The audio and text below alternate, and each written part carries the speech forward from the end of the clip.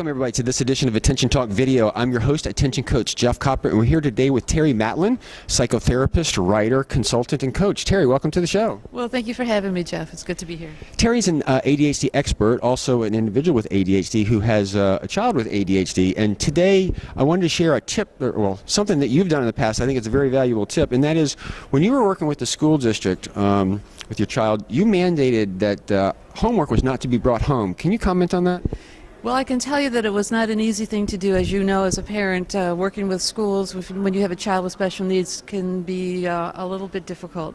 But what was more important to me was having a good relationship with my daughter, and that just did not happen when she had to come home with homework that needed to be done every day. So I went to the IEP team and I explained the situation that my daughter's medication wears off. She puts in 100% of her energy and her efforts while she's in school, and that's about all she could manage, and that the only way we could live as a happy family, and that was to me the most important thing, was if she did not bring home any homework. So we fought with the district for quite a bit on that, and finally they relinquished their power a little bit and agreed that my daughter could do all of her homework in school instead of bringing it home.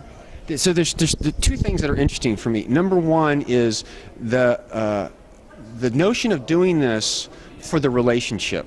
I mean, seriously, when I think about, I've got children myself, and just when they come home and they don't want to do it, the fights and the powers and the struggle and just the relationship part, to me it's just amazing that you came up with that, because it's so important as a parent not to be that negative influence, particularly with kids like that. Right. I think the number one thing to think about as a parent is having a good, healthy relationship with your child.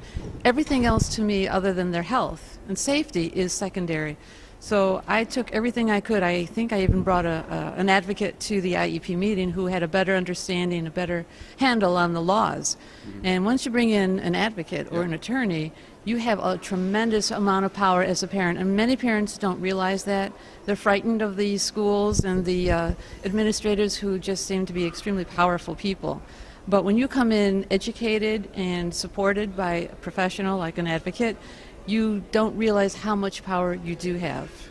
Well, it takes a lot of work and some tenacity, but again, I really want to thank you for coming on the show and sharing that, because I think a lot of parents haven't really thought about that, and it can be done. It's going to take you're going to have to be diligent at it, but it's a great tip. So thanks for coming on the show. Well, thanks for having me, Jeff.